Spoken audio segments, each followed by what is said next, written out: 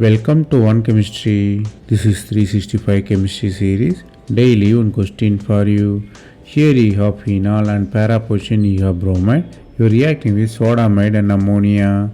You have to guess what will be the final product. Here the answer will be interesting because you will learn the new concept regioselectivity. The first step you are using sodamide. Sodamide abstract the proton. You have benzene formation. Benzene is the reactive intermediate. It is very reactive. Try to quench itself. So amine attack. Amine can attack two way. Either it attack on third position or fourth position. Third position forms. It's only meta position. It's a major product. Let us see why. If it attacks the para, you have to see the anion form near the already available anion. So what really happened? Same charges repel each other, which is electrostatic repulsion. So para product is not at all possible. So only meta. The concept you have to learn here is regioselectivity, which is promoted by electrostatic repulsion.